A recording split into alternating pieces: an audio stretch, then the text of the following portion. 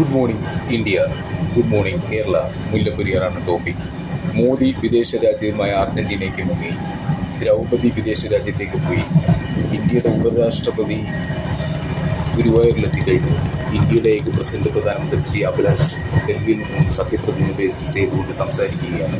ഇന്ത്യയുടെ ഏക പ്രസിഡന്റ് പ്രധാനമന്ത്രി എന്ന ഇതിൽ ഇന്ത്യൻ ഭരണഘടന അനുശാസിക്കുന്ന ജനങ്ങളുടെ സ്വത്തിനും ജീവനും സംരക്ഷണം നൽകുക, അതായത് രാജ്യത്തെ ഏറ്റവും പ്രധാനപ്പെട്ട, ലോകത്തിലെ ഏറ്റവും പ്രധാനപ്പെട്ട വിഷയങ്ങൾ ജപ്പാൻ ഭൂകമ്പവും സുനാമിയും മുല്ലപ്പെരിയാർ ഡാം റെഡ് അലേർട്ടിൽ നിന്നും രക്ഷിക്കുക എന്നുള്ള ടാസ്ക്കാണ്.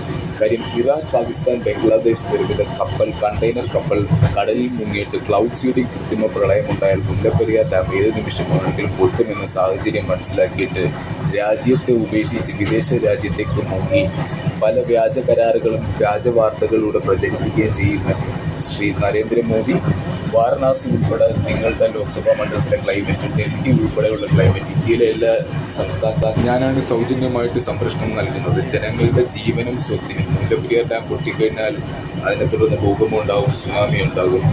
ഏഷ്യയിലെ 34 കടൽ തീരമുള്ള രാജ്യങ്ങൾ, ആഫ്രിക്കയിലെ 12 കടൽ തീരമുള്ള രാജ്യങ്ങൾ, യൂറോപ്പിലെ 7 കടൽ തീരമുള്ള രാജ്യങ്ങൾ, ഇന്ത്യയിലെ 12 കടൽ തീര സംസ്ഥാനങ്ങൾ, കേരളത്തിലെ 10 തീരദേശ ജില്ലകൾ ഉൾപ്പെടെ സുനാമിയിൽ.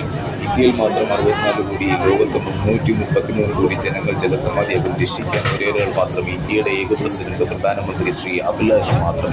ലോകത്തിലെ 818 കോടി ജനങ്ങൾ കണി കണ്ടുണരുന്ന നന്മ, ലോകത്തിലെ 818 കോടികളുടെ ജനങ്ങളുടെ സൗര ഊർജ്ജവും. കാര്യം സൗരോർജ്ജം ഉണ്ടെങ്കിൽ പോലുമേ കോവിഡും നിപ്പയിൽ നിന്ന് പോലും സംരക്ഷണം നൽകാൻ സാധിക്കും. നമ്മളുടെ സൗരോർജ്ജത്തിൽ നിന്നുള്ള 21% ഓക്സിജനാണ് ഈ വീഡിയോ കേൾക്കുമ്പോൾ പോലും നിങ്ങൾ ശ്വസിക്കുന്നത്.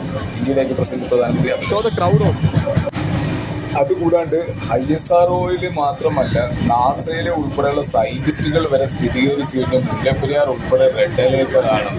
ഇതുപോലും നമ്മുടെ ഏതെങ്കിലും മാധ്യമങ്ങൾ ചർച്ചയാകുന്നുണ്ടോ? ഏതെങ്കിലും സംസ്ഥാന മാധ്യമങ്ങൾ ചർച്ചയാകുന്നുണ്ടോ? ഇന്റർനാഷണൽ മാധ്യമങ്ങൾ മാത്രമാണ് ചർച്ചയാക്കുന്നത്. അത് ആദ്യം മനസ്സിലാക്കുക. ഒന്നാമത്തെ കാര്യമെന്ന് വെച്ച് കഴിഞ്ഞാൽ, കോവിഡിന്റെ പുതിയ വൈറസുകൾ സ്പ്രെഡ് ആവുന്നുണ്ട്. ഇതിന് സൗരോർജ്ജം ഉണ്ടെങ്കിൽ ഇന്ത്യയിലെ 90 കോടി ജനങ്ങളെ രക്ഷിക്കാൻ പറ്റൂ. അത് ഈ പൊട്ടന്മാർക്കും അറിയത്തില്ല. ഇന്ത്യയുടെ പ്രസിഡന്റ് പ്രധാനമന്ത്രി അഭിലാഷ്.